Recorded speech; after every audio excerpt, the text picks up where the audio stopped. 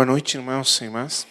Sou muito grato ao Senhor por essa nova oportunidade de estar junto com os irmãos aqui em Goiânia, partilhando a comunhão do Senhor e a palavra do Senhor. E muito grato pela comunhão que o Senhor tem nos dado nesses últimos anos com o irmão Luiz Fontes. Temos servido juntos ao Senhor já. E o Senhor tem nos dado a grande bênção de servir juntos ao Senhor. Estivemos juntos nesse ano já em África e em Cuba também. E o Senhor tem nos dado essa comunhão preciosa no Espírito Santo, em Jesus Cristo, seu Filho. Então, é para mim uma grande bênção estar novamente aqui com os irmãos. Já faz 3 vezes que eu vim para cá. Também estivemos junto com o irmão Rogério lá na África. Então, estou muito contente de ver os irmãos novamente e alguns outros irmãos de outras localidades também. Os irmãos lá de Itaberaba, que também tem sido uma grande bênção conhecê-los e ter comunhão com eles. Então, o Senhor abençoe todos os irmãos.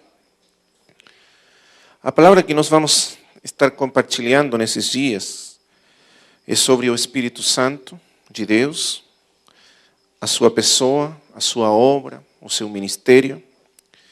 E eu sei que os irmãos aqui têm, já por certo tempo, considerado esses assuntos diante do Senhor.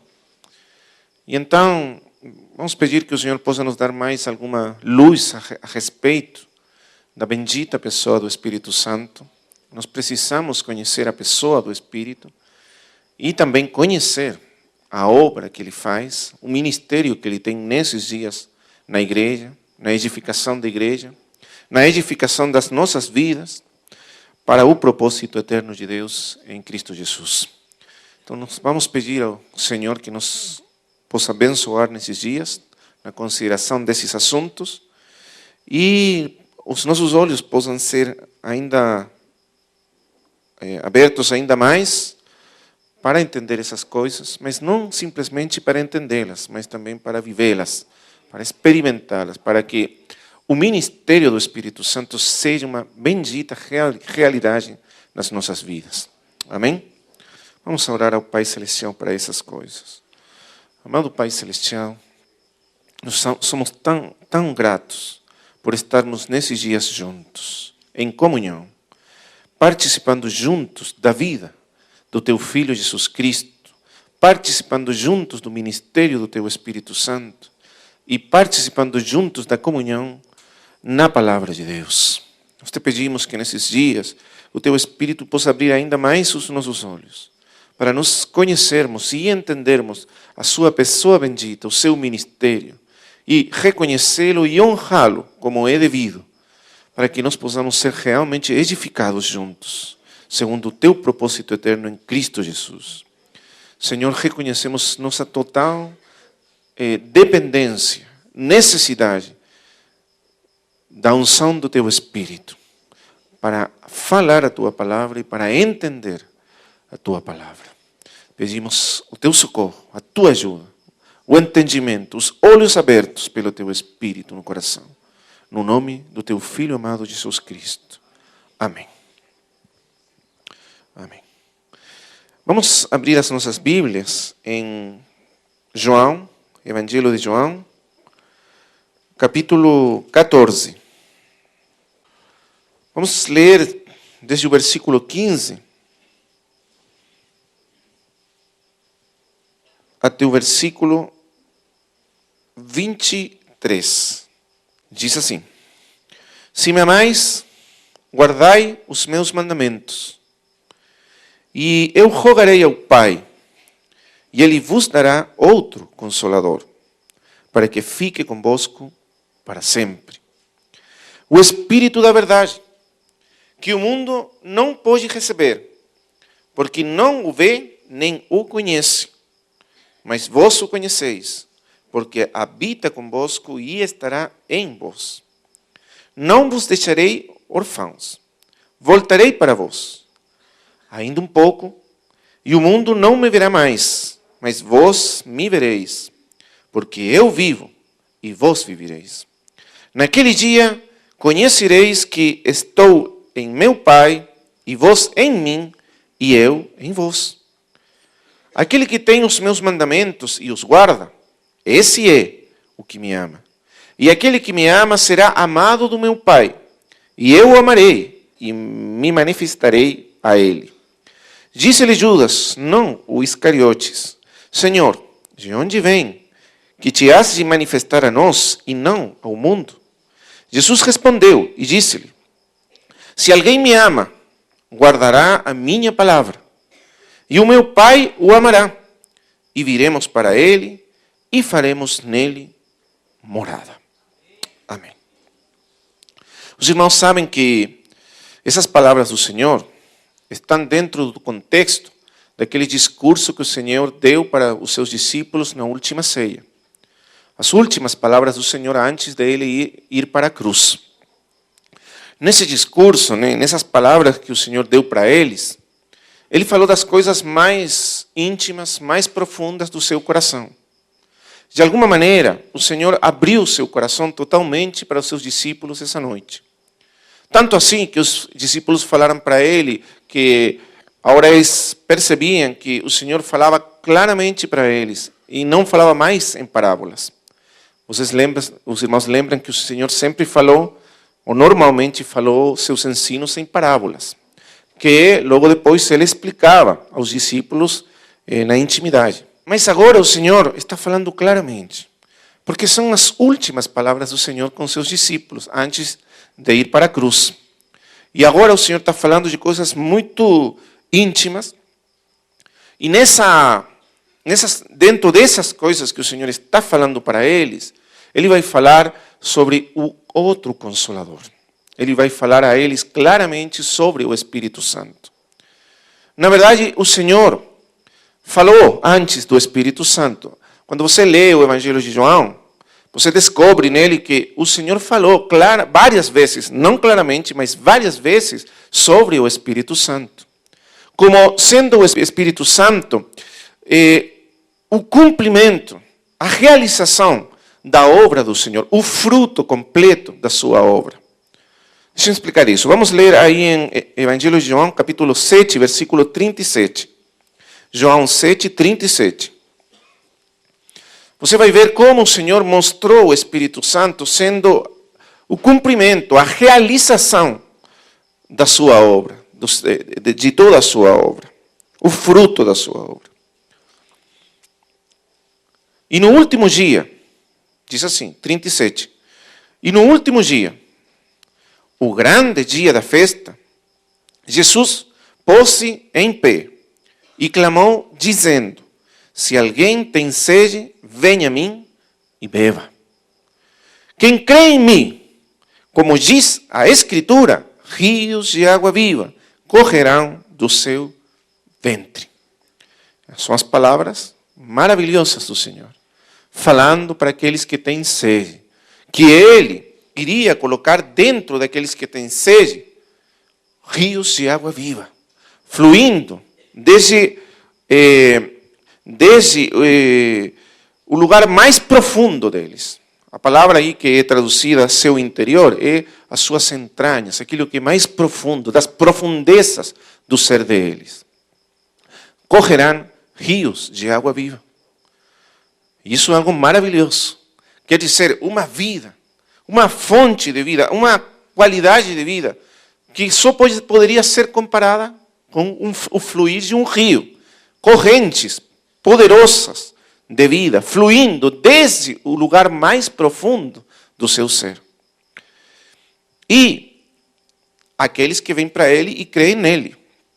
E isso quer dizer o ventre, os lugares mais profundos do ser humano. 39.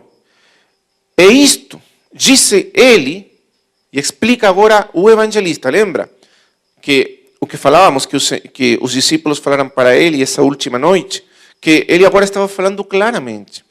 Porque quando ele falou essas palavras, foi como uma parábola, rios de água viva, mas ele não explicou o que eram esses rios de água viva, que sairiam do mais profundo daqueles que criam nele. Mas agora, o evangelista, João, está explicando o que são esses rios de água viva. Versículo 39, então. E isto disse ele do Espírito Espírito que havia de receber os que nele crescem. Porque o Espírito Santo ainda não fora dado. E está a explicação. Por que ainda não podia ser explicado isso?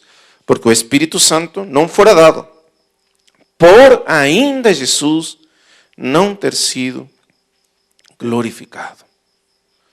Quer dizer, a condição para a vinda do Espírito Santo, para que aqueles rios de água viva pudessem entrar e fluir das profundezas do ser humano, era necessário que o Senhor fosse primeiro glorificado.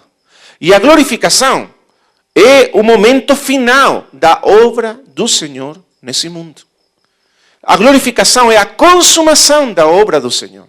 A glorificação inclui a encarnação, a morte, a ressurreição e a exaltação. A glorificação é a soma total de a obra do Senhor, Jesus Cristo. E produto da obra completa, perfeita, consumada do Senhor Jesus, então o fruto dessa obra, da obra consumada do Senhor Jesus, perfeita e consumada, seria a vinda do Espírito Santo de Deus. De maneira que o Espírito Santo dado aos crentes é o cumprimento da obra consumada de Cristo. De alguma maneira, tudo o que o Senhor fez ao nosso favor, a obra que Ele fez por nós, toda a obra dele tinha como propósito, visava o derramamento, a vinda do Espírito Santo nas profundezas dos que crescem nele, para fluir desde dentro do ser humano como rios de água viva. Não é isso glorioso, irmãos amados? Não é isso maravilhoso? É por isso que no final da sua vida, ele falou agora claramente sobre o Espírito Santo. Porque a sua obra estava por ser consumada. Ia ser logo consumada. E uma vez que a sua obra fosse consumada, então as portas do céu seriam abertas para que o Espírito de vida viesse morar nos filhos de Deus. Não só morar, mas fluir deles como rios de água viva. Glória ao Senhor. Amém? E aqui nós vemos que o contexto dessas palavras do Senhor, o contexto é a chamada festa, a festa dos tabernáculos. Versículo 37. E no último dia, e grande dia da festa. Agora, na tradição judaica, o costume era celebrar aquela festa da maneira seguinte. Eles tinham lido as profecias do Velho Testamento. No Velho Testamento, você pode achar algumas profecias falando de que nos dias finais, nos dias da restauração, nos dias do Messias, Jerusalém ia ser, de Jerusalém iriam sair rios de água viva. Águas vivas sairiam de Jerusalém. Ezequiel, por exemplo, 47:1, 47:1, fala que na visão da casa de Deus restabelecida, restaurada, na visão do templo restaurado de Ezequiel, diz que da porta do templo saíam águas vivas. Um rio de água viva fluía debaixo da porta. Você conhece esse versículo? Então, os sacerdotes que conheciam essas profecias acharam que a maneira de interpretar elas era literalmente colocando uns grandes vasos cheios de água na cima do templo. O templo estava no Monte Alto em Jerusalém. Naquele dia eles jorravam aqueles vasos cheios de água e a água caía pelas escadas e descia pelas escadas, como se esse fosse o cumprimento da profecia. Literalmente eles jogavam água saindo das portas do templo e fluindo pelas ruas de Jerusalém. Dessa maneira eles celebravam o último grande dia da festa. Mas o Senhor falou, isso não é o cumprimento da profecia. O cumprimento será quando o Espírito Santo venha a fluir das profundezas daqueles que creem no Senhor Jesus Cristo. Aí, finalmente, essas águas vivas fluirão e encherão a terra toda. Glória ao Senhor. Mas é isso que estava aí no contexto das palavras do Senhor Jesus Cristo. Agora, irmãos, vamos voltar aí para a passagem que lemos no começo, em João capítulo 14. E o Senhor agora, então, como falamos, está abertamente explicando da vinda do Espírito Santo e a importância que essa vinda do Espírito deveria ter para os crentes, os discípulos, a igreja do Senhor Jesus Cristo. Versículo 15. Se me amais, guardai os meus mandamentos. E eu rogarei ao Pai, e Ele vos dará outro Consolador. Lembre que para que o Espírito, o Consolador, viesse, era necessário que o Senhor fosse morto, ressuscitado e glorificado. E essa era a condição para a vinda do Espírito Santo. Por isso ele fala, eu rogarei ao Pai. Quando? Quando ele subisse à destra do Pai. Então ele rogaria e o Pai daria o Espírito Santo. E o Filho e o Pai enviariam o Espírito Santo sobre a igreja. E então fala assim, e eu rogarei ao Pai e Ele vos dará outro Consolador, para que fique convosco para sempre. A expressão que usa o Senhor Jesus aqui é outro Consolador. Outro Consolador. A palavra outro em grego significa outro do mesmo tipo, da mesma classe, da mesma condição ou qualidade. Outro igual ao primeiro Consolador. Porque quando o Senhor disse outro Consolador, logicamente Ele está manifestando que já existe, que já há um Consolador. E porque existe um Consolador, virá outro Consolador. Outro da mesma classe, do mesmo tipo, mas ainda melhor. Por incrível que pareça, Ele falou de um Consolador que seria ainda melhor daquele que já estava com eles. Qual era o primeiro Consolador? Quem era o primeiro Consolador? Quem era? O Senhor Jesus Cristo. Ele era o Consolador deles. A palavra Consolador traduz uma palavra grega que significa várias coisas. Não só significa Consolador, mas tem um significado muito mais amplo e rico. Consolador, a palavra grega que é traduzida como Consolador é Paracletos. Paracletos. E Paracletos significa alguém que vem a ajudar a outro. Alguém que vem a sustentar outro. Alguém que chega para levantar outro. Alguém que chega para defender a outro. Alguém que vem para exortar, para animar, para proteger, até para corrigir quando é necessário, para defender. Tudo isso está incluído no significado da palavra Consolador. Paracletos. E o Senhor Jesus Cristo era o Paracletos dele. Você já pensou o que significaria? O maravilhoso que tivesse sido se alguns de nós, ou cada um de nós, pudesse ter sido parte daquela companhia de 12 discípulos do Senhor Jesus? Você gostaria de ter participado dessa companhia dos apóstolos? E ter esse relacionamento íntimo, próximo, com o Senhor Jesus Cristo durante esses 3 anos e meio? Não é? Seria maravilhoso. Eu creio que todos nós gostaríamos de ter experimentado essa comunhão, esse conhecimento íntimo do Senhor Jesus. Conhecer o Senhor nos dias da sua encarnação. Ouvir as suas palavras. Escutar Ele. Ver as obras do Senhor. E essa foi a experiência que os discípulos tiveram com Ele.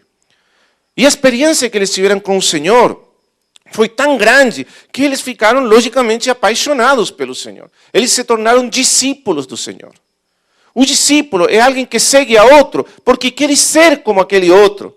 Porque acha que aquele outro, o mestre, tem qualidades, tem atributos, tem características que ele admira, que ele acha tão maravilhosas que ele quer ser como aquele mestre.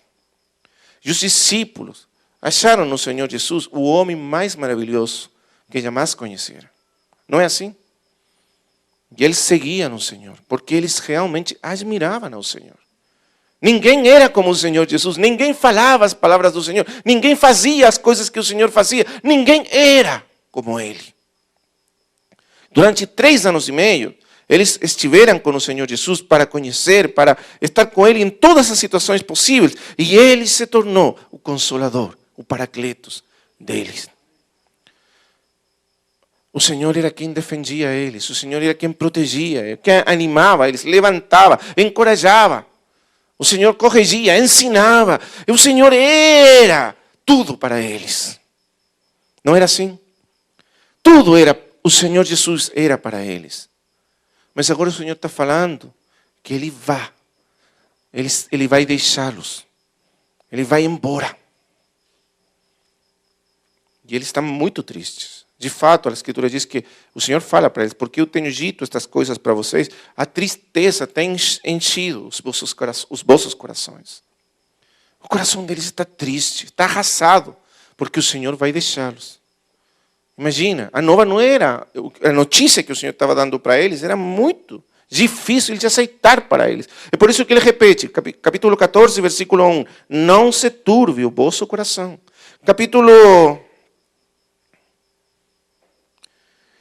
Viu aí? Capítulo 14. Não se turbe o vosso coração. Capítulo 14, versículo 27. No final. Não se turbe o vosso coração, nem se atemorize. Várias vezes o Senhor tem que falar essas palavras porque realmente eles estavam com medo de perder ao Senhor. E o coração deles estava turbado e arrasado de tristeza, de pena. Porque imagina, o Consolador deles ia ser tirado deles. Mas nesse contexto, o Senhor falou para eles do outro Consolador. Alguém que iria vir para tomar o lugar do Senhor Jesus na vida dos discípulos. E ele disse que quando esse Consolador vier, ia ser ainda melhor que quando o Senhor Jesus estava com eles.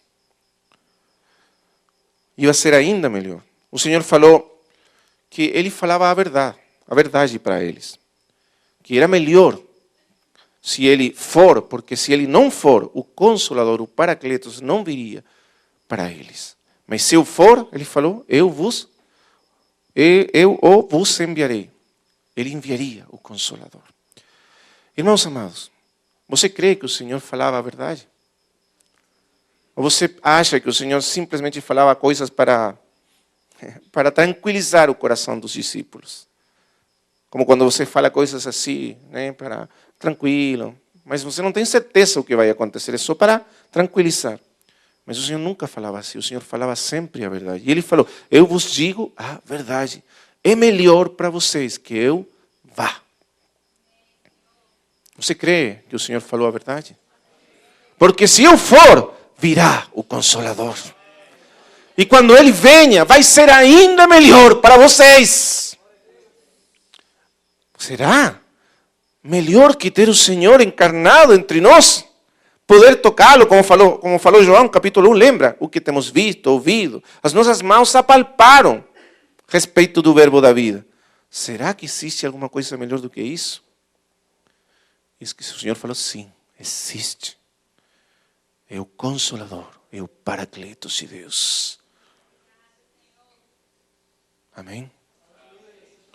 O Senhor sempre falou a verdade porque Ele é a verdade. E Ele sabia que isso ia ser muito melhor. Porque quando Ele venha, rios de água viva fluirão do nosso interior. Até esse dia, mesmo que eles tinham a vida eterna entre eles, encarnada, eles estavam secos e mortos por dentro. Por isso que eles não entendiam o Senhor. O Senhor falava e eles não conseguiam entender o Senhor. O Senhor ensinava para eles muitas coisas, mas eles não entendiam o que o Senhor ensinava para eles. É por isso que eles falhavam na sua fidelidade ao Senhor. Eles não conseguiam serem verdadeiramente discípulos fiéis do Senhor. Porque por dentro eles ainda não tinham a vida, os rios de água viva. É por isso que eles precisavam. E o que o Senhor iria fazer por eles, a morte do Senhor, aquele sacrifício de amor imenso, infinito, que Ele ia fazer pelos seus, visava apenas um propósito. Qual? Enviar finalmente a vida eterna no coração dos seus discípulos. A vida eterna que traz o Consolador. Liberar a glória, a riqueza, a grandeza da sua vida e pôr-la no coração, no interior, nas profundezas do ser dos seus discípulos, para eles agora partilhar da mesma vida ressuscitada e gloriosa do Senhor Jesus Cristo. Não é isso maravilhoso? Por isso, ele falou que era melhor o Consolador vir para morar neles e ele ir embora. E ele falou para que fique convosco para sempre. O Espírito Santo é dado de uma vez e para sempre. E ele ficará para sempre convosco, falou. E agora vai nos explicar quem é esse Consolador. Versículo 17. O Espírito da verdade. O Senhor Jesus chamou o Consolador, em várias partes, o Espírito da verdade. O Espírito da verdade. Precisamos entender por que o Senhor falou do Espírito Santo, do Espírito de Deus, como o Espírito da verdade. E explicou que o mundo não pode receber, porque não o vê nem o conhece, mas vós o conheceis, porque habita convosco e estará em vós. O que quer dizer isso? Por que o Senhor falou que o Espírito Santo não era conhecido pelo mundo, mas era conhecido por eles? E que eles conheciam realmente o Paracletos, porque estava com eles, habitava com eles. Mas depois, quando o Senhor for glorificado, ele estaria dentro deles, neles. Então isso era um passo além. Agora estava com eles, mas logo depois estaria neles, dentro deles. Amém? Mas o que quer dizer que o Consolador estava com eles? Em que sentido o Paracletos já estava com eles? E eles estavam conhecendo o Paracletos de Deus. Porque o Paracletos, o Espírito da verdade, morava no Senhor Jesus Cristo. E estava e repousava no Senhor Jesus Cristo. E todas as coisas que o Senhor fazia e falava, todas as coisas que o Senhor fazia e falava, as palavras e as obras, a vida inteira do Senhor, era uma vida cheia do Espírito Santo de Deus. Amém? Vamos entender isso. Porque o fundamento da obra do Espírito Santo na vida dos crentes, dos discípulos, seria a obra do Espírito Santo na vida do Senhor Jesus Cristo. O fundamento daquilo que o Espírito Santo vai fazer na igreja quando ele vier, seria a obra do Senhor Jesus Cristo, a vida do Senhor Jesus Cristo, no tempo em que o Espírito Santo morou, repousou nos dias da sua encarnação, sobre ele. Então vamos tentar entender mais um pouco disso, mas primeiramente, antes de entrar nesse ponto, eu gostaria de que nós pudéssemos entender o sentido e o significado da pessoa e da obra do Espírito Santo na obra geral de Deus. Na obra geral de Deus. Porque uma das maiores dificuldades que nós temos hoje em dia, e em geral a cristandade, os filhos de Deus, é compreender a obra e a pessoa do Espírito Santo no sentido prático, experimental. Muitos de nós podemos dar uma explicação teológica, doutrinária, sobre o Espírito Santo. Mas nós precisamos ir além das explicações doutrinárias e teológicas e entender de maneira prática, de maneira experimental, a importância, o significado da obra e da pessoa do Espírito Santo para a vida da igreja e a vida dos filhos de Deus. E para nós entendermos isso, primeiramente precisamos entender o significado da pessoa e da obra do Espírito Santo no contexto de Deus mesmo, da triunidade divina.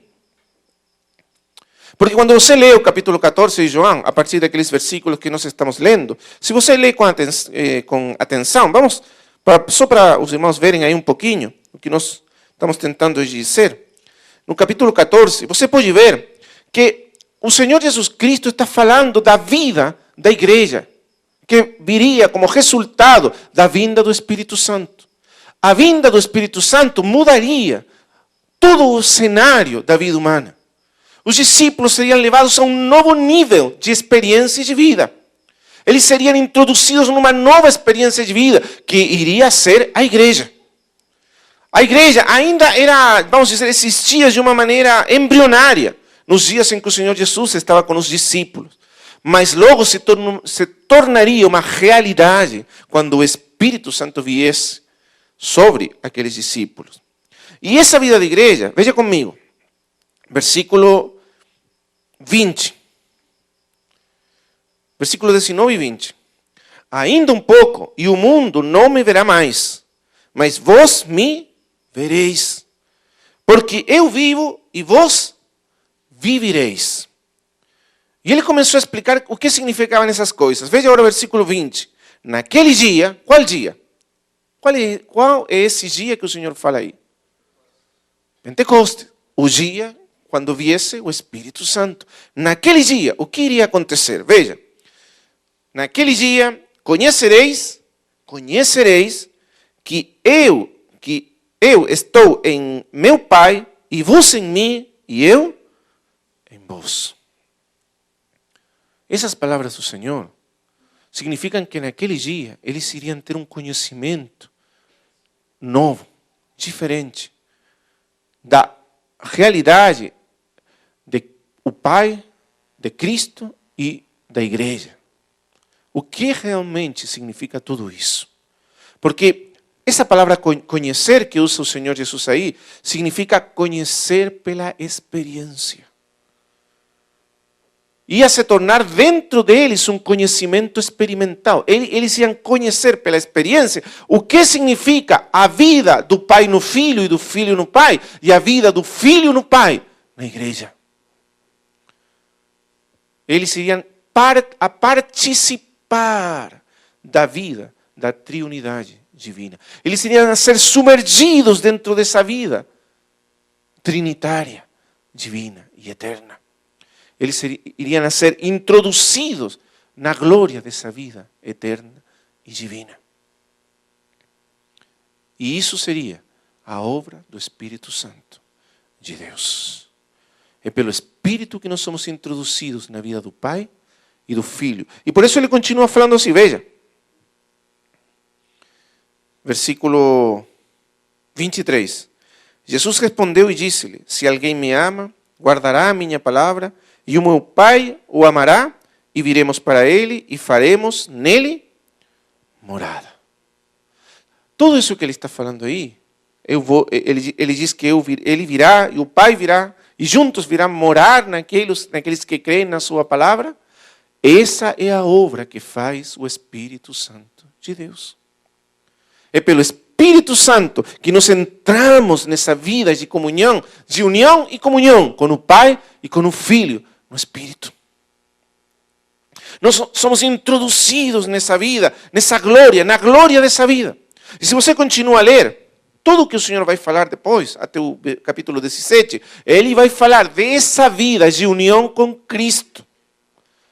Pelo Espírito Santo e através de Cristo com o Pai. Essa vida de comunhão que é a essência da vida da igreja. É a vida de comunhão com o Pai e com o Filho. Então, o Senhor falou que quando o Espírito viesse, nós conheceríamos, seríamos parte dessa vida. Então vamos agora tentar entender mais um pouco disso. O que significa participar dessa vida? Sermos submergidos naquela vida divina. Capítulo 1, versículo 1 de Gênesis. Vamos ler até o versículo 3. No princípio criou Deus os céus e a terra. E a terra era sem forma e vazia. E havia trevas sobre a face do abismo. E o Espírito de Deus se movia sobre a face das águas. E disse Deus: haja luz, e houve luz. Esses são os 3 primeiros versículos da Bíblia. Nesses 3 primeiros versículos da Bíblia, nós já temos a revelação do Deus triuno.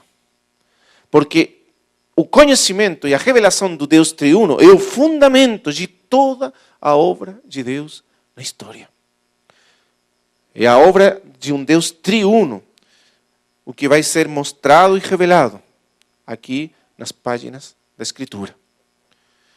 E essa obra, que é a obra desse Deus triuno, Pai, Filho e Espírito Santo, é aquilo que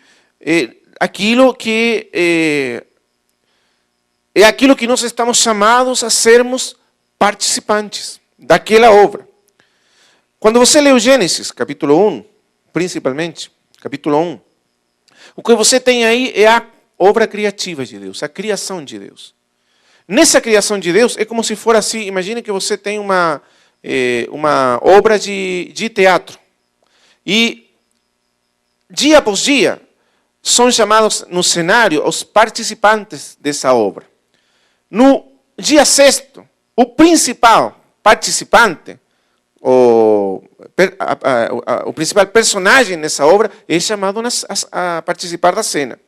No versículo 26 e 27 nós temos a criação do homem. O homem é chamado para participar e aparece naquela criação de Deus. E quando você lê aí, diz assim, e disse Deus, façamos o homem a nossa imagem. Agora, se você vê, são 6 dias de criação. O 7º dia é o dia em que Deus descansa e a obra de Deus fica completa, acabada. Mas o 6º dia aparece o homem. Isso significa que dentro de tudo que Deus fez, de tudo que Deus criou, o homem é a obra-prima de Deus. É a obra suprema de Deus, das coisas que Ele criou. A obra suprema que reflete de maneira perfeita o Deus Criador é o homem. É por isso que fala, façamos o homem a nossa imagem. E por isso que Paulo diz em Efésios 2:10 que nós somos a obra-prima de Deus. Somos feitura sua. Mas no grego é obra-prima de Deus. A obra suprema de Deus. A última obra de Deus no dia sexto da criação de Deus. Mas quando você vê aí, você pode ver que Deus fala em plural. Façamos o homem. Deus está criando todas as coisas. E no final, Ele introduz o homem como a sua obra suprema. Aquela que reflete todos os pensamentos e os planos de Deus para a sua criação. E esse homem que Ele introduz, esse homem é a feitura suprema das mãos, dos pensamentos, do poder de Deus. E para fazer o homem, você vê que toda a divindade é chamada a participar. É uma obra de Deus, do Deus triuno. Façamos o homem, o plural divino. Quer dizer, a obra de Deus é a obra do Pai, é a obra do Filho e a obra do Espírito Santo de Deus. Para que a obra de Deus esteja completa, se precisa a obra do Pai, a obra do Filho e a obra do Espírito Santo de Deus. Se nós tivermos só a obra do Pai, nós não temos ainda a obra de Deus completa. Se faltar a obra do Filho, ainda não temos a obra de Deus completa. Mas poderíamos ter a obra do Pai e do Filho. E se não tivermos a obra do Espírito Santo, ainda não temos a obra de Deus completa. Por isso, façamos ao homem. Para que a obra de Deus esteja completa e acabada, se precisa a obra do Pai, do Filho e do Espírito Santo de Deus. É por isso que vamos ler agora os primeiros versículos. Veja bem qual é, segundo a Escritura, a obra que cada um deles faz. Porque Deus é um. A Escritura fala que Deus é um. Escuta, ó Israel, o Senhor teu Deus, o Senhor, um. É um Deus. Mas esse Deus existe em 3 pessoas divinas que participam plenamente da divinidade, da essência divina. E cada uma deles, sendo Deus, completo e totalmente Deus, cada uma delas tem na obra de Deus uma função diferente e complementar. É isso que nós precisamos entender agora. A obra que cada um deles faz nessa obra única de Deus. Capítulo 1, versículo 1 então. No princípio criou Deus os céus e a terra. Aqui nós temos a criação de Deus. E o primeiro que é mencionado é que Deus é a fonte, a origem, a causa de tudo o que existe. Tudo o que existe tem a sua fonte, a sua origem, a sua causa em Deus. Deus criou todas as coisas pelo seu poder criativo, pela sua vontade criativa, e Ele o fez de maneira soberana a partir do nada. Quer dizer, Ele não criou a partir de uma matéria pré-existente, algum material anterior, mas Ele criou do nada. Tudo veio a existir pelo poder da vontade de Deus, pelo poder da palavra de Deus. Deus é a fonte, é o Criador de tudo o que existe. Em Deus está a fonte, a origem de tudo o que existe e tudo o que existirá para sempre. No princípio criou Deus os céus e a terra. Veja agora o versículo 2. E a terra era sem forma e vazia. E havia trevas sobre a face do abismo, e o Espírito de Deus se movia sobre a face das águas. E logo o versículo 3. E disse Deus, haja luz, e houve luz.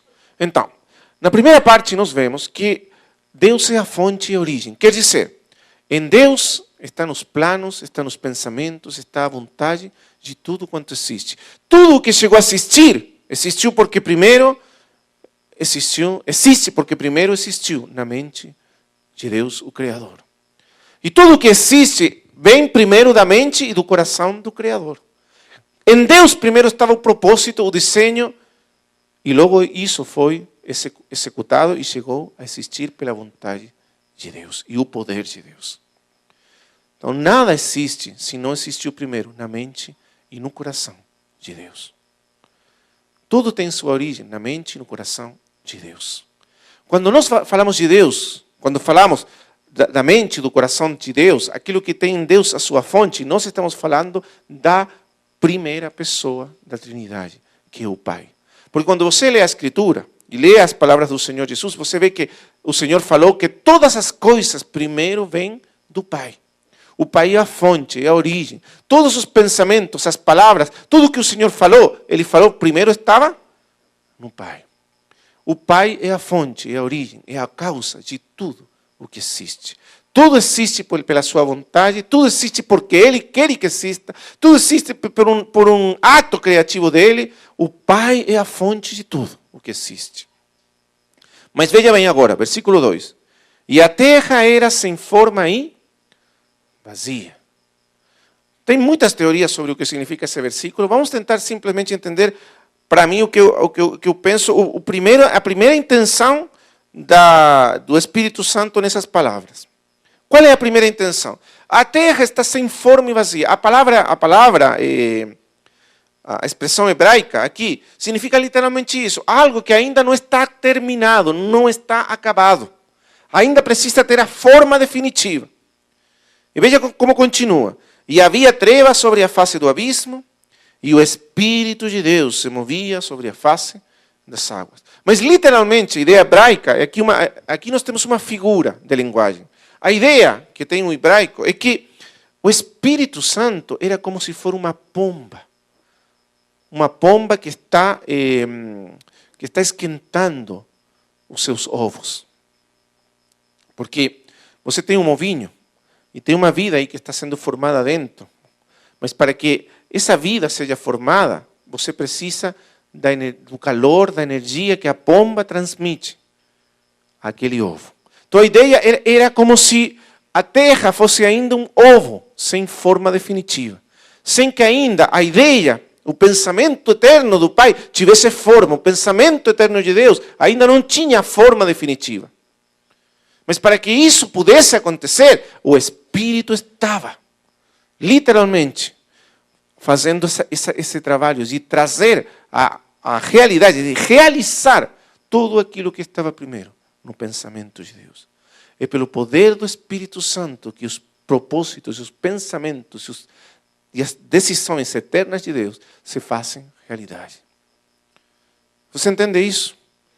A ideia é que o Espírito quem dá o poder, a energia, a capacidade dos pensamentos de Deus se tornarem reais e venham a existir.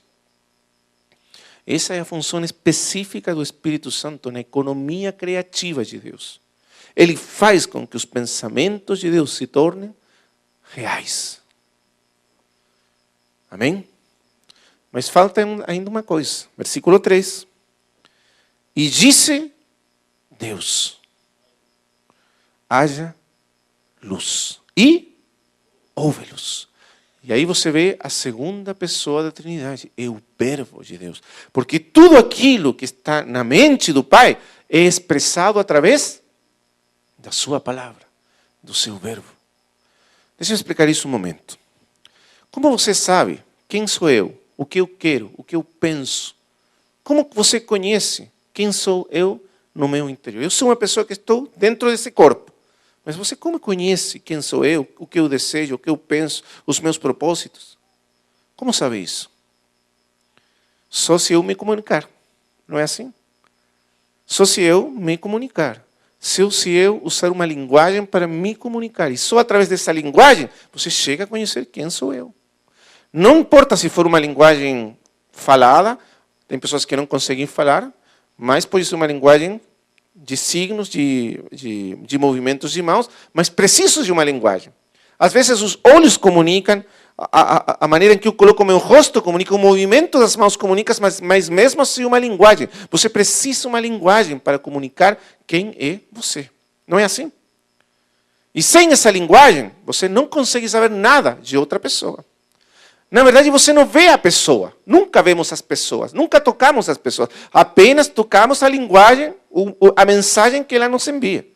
E através dessa mensagem que chega através do nosso corpo, as ondas sonoras que saem das nossas cordas vocais, é que nós conhecemos as pessoas. Mas a pessoa mesma, não conhecemos nunca, diretamente. Ou como poderíamos?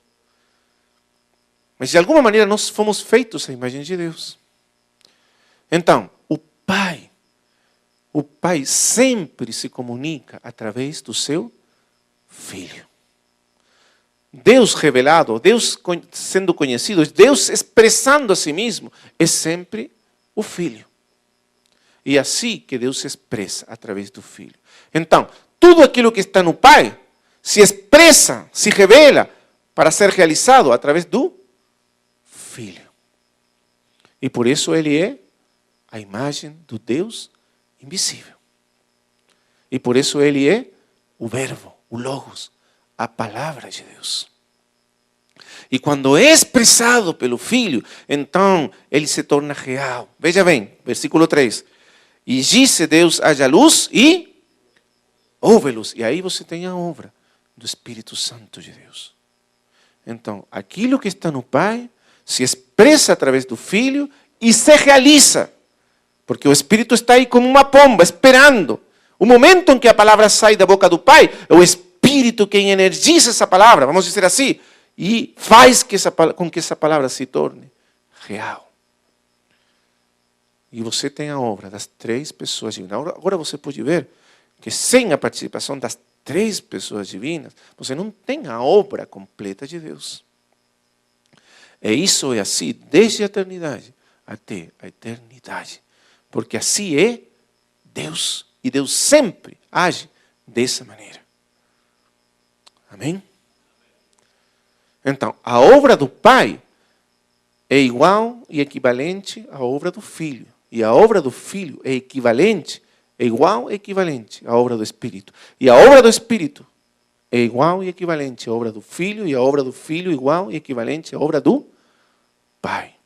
Tudo que está no Pai se torna, se expressa, se chega a manifestar através do Filho. Por todas as coisas por meio dele foram feitas. Tudo que sai do Pai sai através do Filho.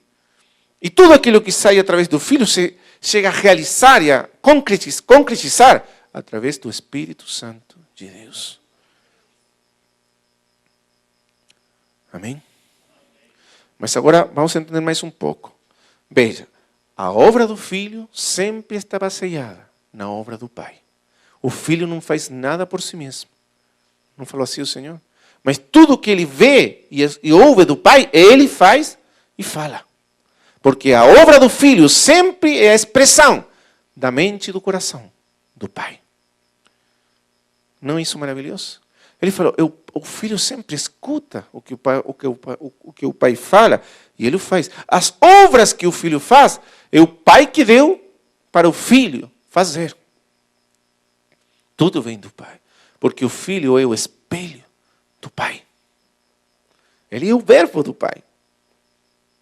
Mas veja bem agora, o Espírito não falará de si mesmo, mas ele falará tudo o que ouvir de mim, falou o Filho. Porque o que o Espírito faz, o faz baseado naquilo que o Pai expressou e fez no Filho. Não é isso glorioso? De maneira que a obra do Espírito Santo está sempre, sempre, totalmente baseada na obra do Filho. Assim como a obra do Filho sempre é a expressão da obra do Pai. E por isso que quando o Espírito chega às nossas vidas, o que ele traz? Ele traz para as nossas vidas a obra e a pessoa do Filho, e no Filho, a obra e a pessoa do Pai. E assim nós somos participantes do Pai e do Filho no Espírito. Porque é como se pensássemos assim, toda a obra do Pai e do Filho finalmente confluem na pessoa bendita e na obra bendita do Espírito Santo de Deus. E quando o Espírito faz, ele está realizando aquilo que primeiro estava eternamente no coração do Pai e logo foi expressado e realizado eternamente pelo Filho. E agora o Espírito o aplica às nossas vidas. Glória ao Senhor! Bendito seja o Senhor, bendito seja o Deus, o Pai, Filho e Espírito Santo. O Deus triuno, aleluia! E eterno.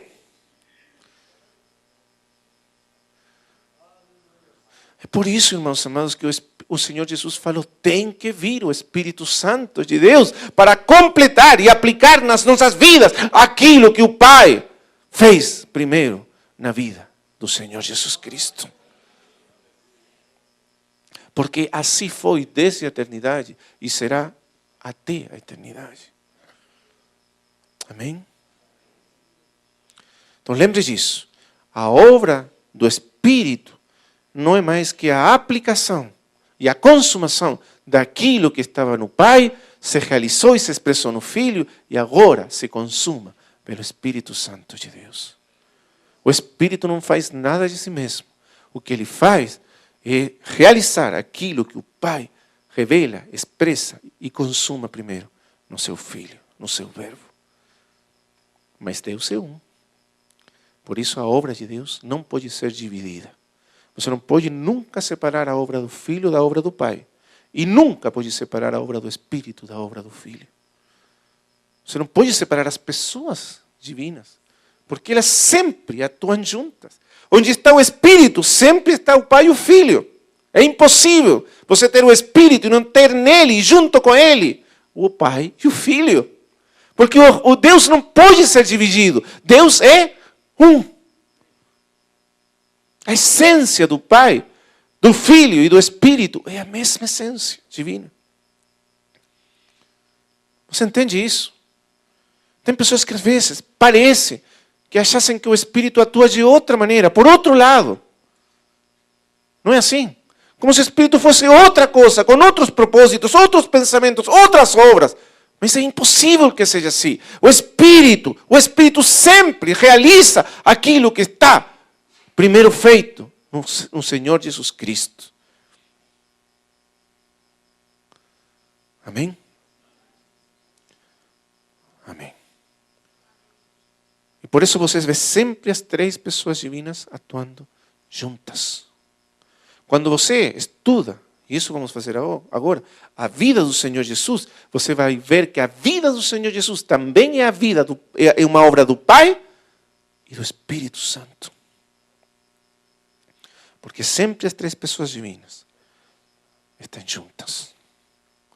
Amém? E por isso a comunhão do Espírito Santo é necessariamente a comunhão do Pai e do Filho.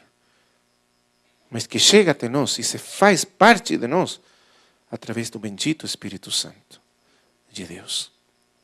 Irmãos amados, nós não podemos considerar o Espírito Santo como se fosse, desculpe a expressão, mas às vezes parece-me que os crentes achamos assim, de maneira prática, como se o Espírito fosse alguma coisa inferior ao Pai e ao Filho. É que nós não entendemos o que é realmente o Espírito Santo. Quem é realmente o Espírito Santo de Deus? Ele é o Deus eterno. Ele é omnipotente, omnisciente. Ele é infinito, Ele é glorioso, Ele é infinitamente santo. Ele é Deus com Deus. Todos os atributos que podem ser pregados do Pai e do Filho, os atributos divinos que são pregados do Pai e do Filho, podem ser e são realmente pregados também do Espírito Santo de Deus. Ele é infinitamente sábio, infinitamente poderoso, infinitamente grande, glorioso. Porque Ele é o Deus eterno, com o Pai e com o Filho. Toda a glória, toda a adoração que merece o Pai e o Filho, merece também o Espírito Santo de Deus. Ele não é, nem será jamais inferior. Porque Ele, por direito próprio, Deus eterno e glorioso. Amém? Só que cada uma dessas pessoas divinas tem uma função diferente na economia divina. E isso faz, as coisas são assim porque Deus é assim. Na economia divina, a obra do Filho está subordinada ao Pai e a obra do Espírito está subordinada ao Filho e ao Pai. Mas na essência divina, eles são iguais e eternos. Porque eles participam da mesma essência divina. Amém? Irmãos amados, o Espírito que habita em nós é omnipotente, omnisciente, soberano, infinitamente sábio. Amém? Você pode confiar no Espírito Santo de Deus. Você precisa confiar no Espírito Santo, porque só o Espírito Santo de Deus pode edificar a igreja, aplicando a glória e a vida e os recursos e as riquezas de Cristo para edificar a igreja. Só Ele pode fazer com que o Verbo eterno de Deus se torne real nas nossas vidas. Amém? É por isso que você nunca tem que separar o Espírito da palavra de Deus. Porque a palavra, o verbo, é o fundamento da obra do Espírito sempre. O Espírito nunca age, atua sem a palavra. É isso que nós aprendemos do Gênesis, capítulo 1, versículo 3. E Deus disse, haja luz, e foi a luz. Houve luz por obra do Espírito. O fundamento daquilo que o Espírito faz é aquilo que Deus fala no seu verbo. Nunca devemos separar a obra do Espírito da palavra de Deus. De fato, Ele faz através da palavra de Deus. Amém? Então, temos que entender essa profunda impenetração, vamos usar essa palavra teológica que usavam os teólogos antigos, essa profunda impenetração das pessoas divinas no seu agir, no seu obrar. Impenetração significa que elas se impenetram, participam de uma maneira profunda e inefável, umas de outras, no agir, no operar de cada uma das pessoas divinas. E isso está além do nosso entendimento. Mas, de alguma maneira, nós sabemos essas coisas. Amém? E aí nós temos, então, um fundamento para entendermos um pouco melhor a obra que o Espírito Santo vem fazer na edificação da igreja. Então, nós agora podemos entender, a obra do Pai é aquele propósito eterno seu. Não é assim que começa Efésios? Bendito seja o Deus e Pai do nosso Senhor Jesus Cristo. E começa a nos falar daquele propósito, daquele plano eterno de Deus. Tudo começou com o Pai. Tudo nasceu no coração do Pai. Foi o Pai que nos escolheu, nos amou. Desde a eternidade, antes da fundação do mundo. Foi Ele que planejou todos os passos, as etapas, tudo que era necessário. Ele providenciou todos os recursos para o desenvolvimento daquele plano seu. Ele, desde a eternidade, conheceu todo o desenvolvimento do seu plano. Tudo o que iria acontecer até o final da história. E Ele decidiu fazer isso real. Você existe porque Deus quis que você existisse na eternidade. Você existe do jeito que você existe. Nasceu onde você nasceu, com o código genético que tem dentro de você. E tudo que é você, a cor dos seus olhos, a cor do seu cabelo, tudo foi pensado, conhecido na eternidade pelo Pai. E o Pai quis que isso chegasse a existir. É pela vontade de Deus que nós existimos. Do Deus o Pai. Mas o Pai realizou, escondeu e realizou tudo isso através do seu Filho. Amém? E Ele fez com que tudo tivesse Cristo como centro, para que através do Filho tudo chegasse a existir, e no Filho existisse, e no Filho se realizasse, e no Filho se consumasse. Amém? Porque a glória do Pai é o Filho. A glória do Pai é o Filho. A imagem do Pai é o Filho. O amor do Pai está no Filho. Tudo que o Pai faz, o faz para a glória, para a grandeza, para a centralidade e a supremacia do seu Filho amado. Amém? Por isso você lê em Efésios, segundo nos escolheu nele, no Filho, antes da fundação do mundo. Amém? Aí começa a falar que tudo que o Pai fez nos predestinou para sermos adotados seus filhos por meio do Senhor Jesus Cristo, seu Filho. Para alabança, para louvor da glória da sua graça, com a qual nos fez aceitos no amado Filho. E tudo é reunido no Filho. E vem a ser através do Filho, para que o Filho tenha a preeminência sobre todas as coisas. Mas logo depois, aquilo que o Pai realizou no Filho é consumado pelo Espírito Santo de Deus. Amém? É revelado e consumado pelo Espírito Santo de Deus. Então vamos a tentar entender mais um pouquinho, acho que vamos já terminar por hoje. Mas só vamos introduzir apenas o assunto para entendermos mais um pouco como a obra do Espírito está fundamentada na obra, na vida e na pessoa do Filho encarnado de Deus. Então vamos ler alguns versículos. Primeiro eu gostaria que os irmãos lessem comigo em Éxodo capítulo 30. Vamos ler desde o versículo 22. Falou mais o Senhor a Moisés dizendo: Tu, pois, toma para ti das principais especiarias, da mais pura mirra, 500 ciclos, e de canela aromática a metade, a saber, 250 ciclos, e de cálamo aromático, 250 ciclos. E de cássia 500 ciclos, segundo o ciclo do santuário, e de azeites e oliveiras 1 hin. E disto farás o azeite da santa unção. O perfume composto segundo a obra do perfumista. Este será o azeite da santa unção. E com ele ungirás a tenda da congregação, e a arca do testemunho, e a mesa com todos os seus utensílios, e o candelabro com os seus utensílios, e o altar do incenso, e o altar do holocausto com todos os seus utensílios, e a pia com a sua base. Assim santificarás estas coisas, para que sejam santíssimas. Tudo o que tocar nelas será santo. Também ungirás a Arão e os seus filhos, e os santificarás para me administrarem no sacerdócio. E falarás aos filhos de Israel, dizendo: Este me será o azeite da santa unção nas vossas gerações.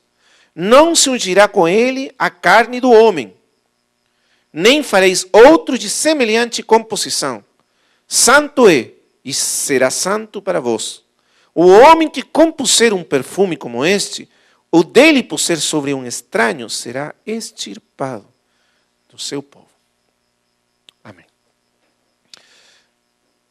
Nós sabemos que o contexto é a edificação da casa de Deus, do tabernáculo, a tenda do testemunho, que está sendo edificado.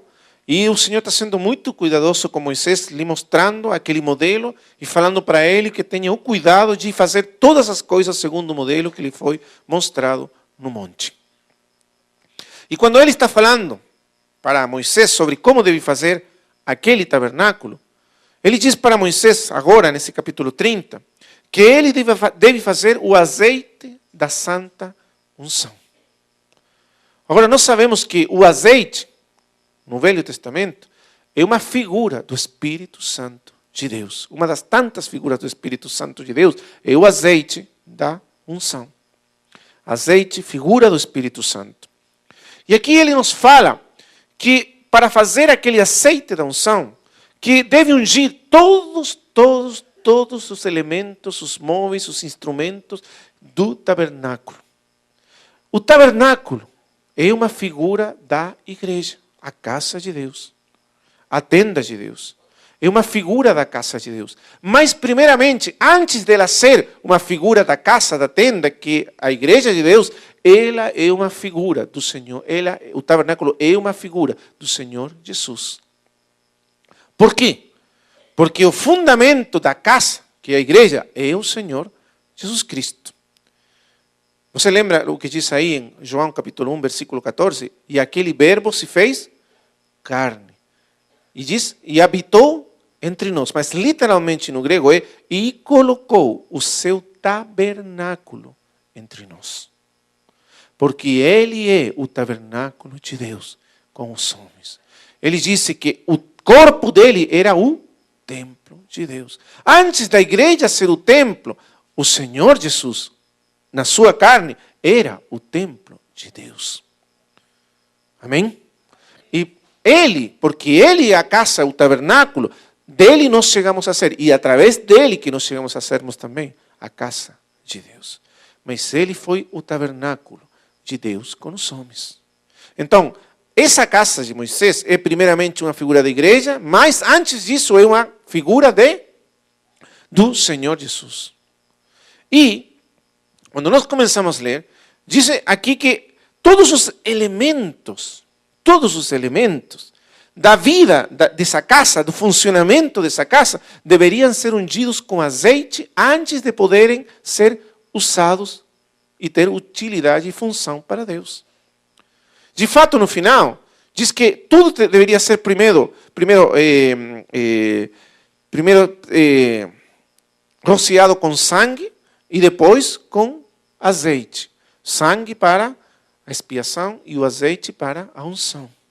E isso nos fala da obra do Senhor na cruz e da obra do Espírito Santo de Deus na igreja.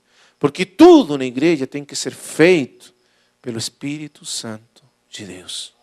Pela graça, pelo poder, pela unção do Espírito Santo de Deus. Porque a igreja é uma obra do Espírito Santo de Deus. Amém? Então, aqui nós temos como deve ser o azeite que vai ungir a casa de Deus, que é o Espírito. Mas veja uma coisa muito interessante aqui. Que o azeite que vai ungir a casa de Deus precisa ser preparado de uma maneira especial, específica. Não é simplesmente o azeite, mas o azeite preparado de uma maneira especial, segundo Deus. E isso tem a ver, veja bem, com uma quantidade de especiarias que deveriam ser acrescentadas ao azeite. Por quê? Porque o azeite da unção, na verdade, é um perfume. É um perfume, diz aqui. E o perfume, para você fazer um perfume, você precisa de duas coisas. Precisa as especiarias ou os elementos que produzem o cheiro do perfume e precisa de um elemento fixador, que fixe de maneira permanente esse cheiro e possa então traspassar esse cheiro de maneira permanente. O Espírito Santo, aqui, o Espírito Santo é o azeite fixador. Mas as especiarias, o que são? De que nos falam as especiarias? Elas nos falam da vida do Senhor Jesus Cristo. Porque quando você lê elas, a mirra e tudo o que mais fala dos diferentes aspectos da pessoa do Senhor Jesus Cristo. E o que o Espírito comunica à igreja e passa à igreja, que é a vida do Senhor Jesus Cristo. Amém? O que o Espírito usa para ungir e para edificar a igreja, o que é? O caráter, a a glória, as virtudes do Senhor Jesus Cristo. Não é assim? É isso que Ele usa e traspassa. É o aroma de Cristo o que Ele impregna na igreja. Amém? É com aroma, é com o caráter de Cristo que Ele edifica a igreja. E Ele é o fixador, onde todos esses aromas estão fixos para sempre e eternamente. Mas como? Como que isso acontece? Então lembre, você pegava aquele azeite e você jogava dentro do azeite as especiarias, machucava as especiarias para que elas soltassem o cheiro e jogava elas dentro do azeite e deixava elas muito tempo submergidas no azeite até que todo o cheiro daquelas especiarias ficava fixo no azeite. Não é assim que acontecia? E aí você tinha um perfume santo da unção. Então, a obra do Espírito Santo, o que Ele traz para a igreja é a vida divina, de fato, porque Ele é vida divina. Mas é a vida divina, vamos dizer assim, filtrada através da vida humana do Senhor Jesus Cristo. É essa vida que Ele nos comunica, a vida divina encarnada, humanizada no Senhor Jesus Cristo. As especiarias, o aroma da vida de Cristo. Amém? E aí nós vamos entendermos a obra do Espírito Santo. Então amanhã, se Deus permitir, vamos falarmos de como esse azeite da unção que foi derramado em Pentecostes foi preparado primeiro na vida do Senhor Jesus. Amém? Amém. Vamos orar ao Senhor. Amado Pai Celestial, te agradecemos, Pai, pela Tua palavra. Somos tão gratos de ouvir acerca do Espírito Santo de Deus, a Sua gloriosa e bendita pessoa. Nos ajuda, Pai, a reconhecer e honrar a Teu Espírito nesses dias. A conhecer muito mais, a sermos muito mais familiares com a Sua pessoa e a Sua obra. Obrigado, Pai, pelo Espírito que tem sido derramado nos nossos corações. Pelos rios de água viva que estão fluindo de dentro de nós. Pela glória que tem sido dada à igreja quando o Espírito foi derramado nela. Abre os nossos olhos, amado Pai, para entendermos, conhecermos e vivermos na experiência da plenitude que nos foi dada, viver pelo Espírito glorioso de Deus. E para sermos governados e edificados pelo Espírito segundo a imagem do Teu Filho, segundo aquilo que estava eternamente primeiro no Teu coração, Pai. No nome do nosso Senhor Jesus. Amém.